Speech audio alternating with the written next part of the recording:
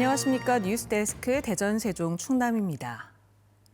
세종시의 한 아파트 단지 안에서 택배 차량에 2살 아이가 치여 숨지는 사고가 났습니다. 이 아파트는 단지 안으로 차량이 진입할 수 없도록 구조물이 설치돼 있었지만 관행적으로 택배 차량이 드나들었던 것으로 알려졌습니다. 윤소영 기자의 보도입니다. 세종시의 한 아파트 단지의 지상 보도 구역입니다. 어린이 놀이터와 분리수거장 사이로 소방차만 들어올 수 있는 곳입니다. 어제 낮 12시 20분쯤 이곳에서 택배 차량에 2살 남자아이가 치였습니다. 아이는 심정지 상태로 병원으로 옮겨졌지만 끝내 숨졌습니다. 아빠가 분리수거를 하러 왔는데 큰 아이는 아빠를 따라갔고 사고난 작은 아이는 어리니까 택배 차량 앞에 있었던 것 같아요. 이 아파트는 안전상의 이유로 차량이 지상으로 진입할 수 없도록 구조물이 설치돼 있었지만 응급 상황을 대비해 자물쇠는 걸어두지 않은 상태였습니다. 하지만 일부 택배 차량들이 관행적으로 이 구조물을 치우고 아파트 단지 안으로 들어와 배송을 해왔던 것으로 알려졌습니다. 사고 장소는 유아용 놀이터에서도 불과 5m 정도밖에 떨어져 있지 않았습니다. 주민들은 이번 사고가 사실상 인도나 다름없는 곳에서 일어났다고 지적합니다.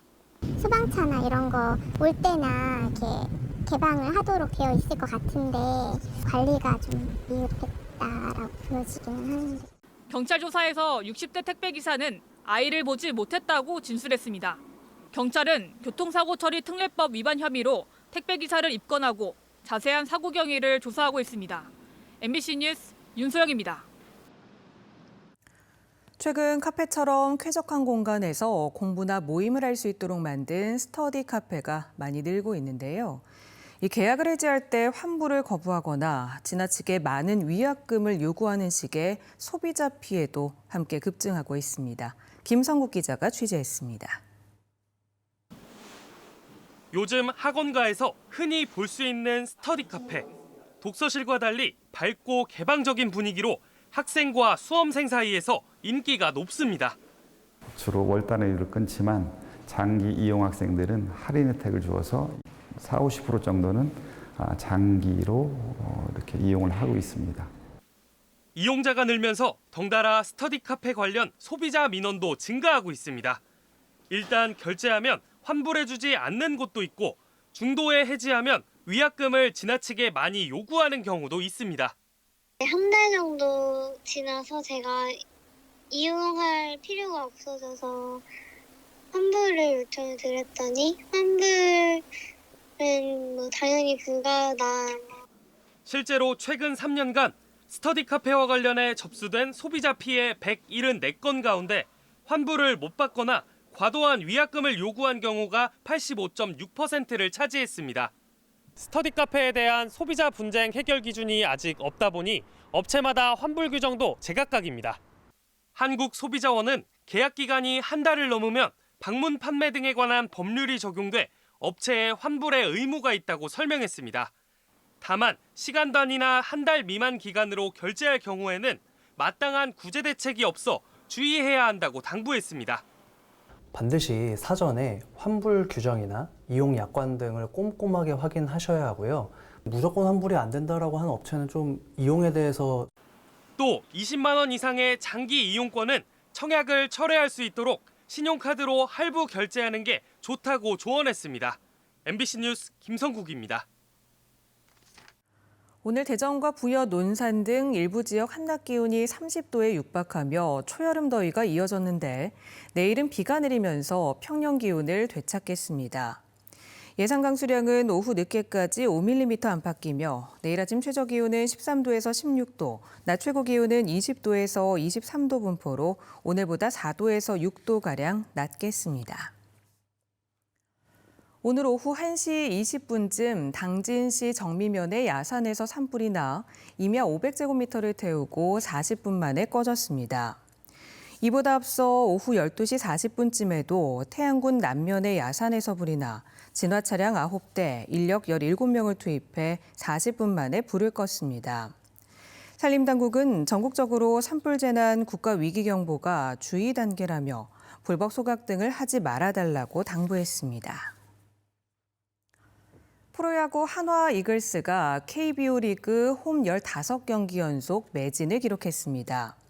한화는 오늘 대전 한화생명 이글스파크에서 열린 두산과의 홈 경기에 12,000석이 모두 팔려 지난해 10월 16일 롯데와의 마지막 홈 경기를 시작으로 홈에서 15경기 연속 매진 행렬을 이어갔습니다. 하지만 문동주가 선발로 나선 한화는 두산에 17대 8로 지면서 연패 탈출 하루 만에 다시 패배를 기록했습니다.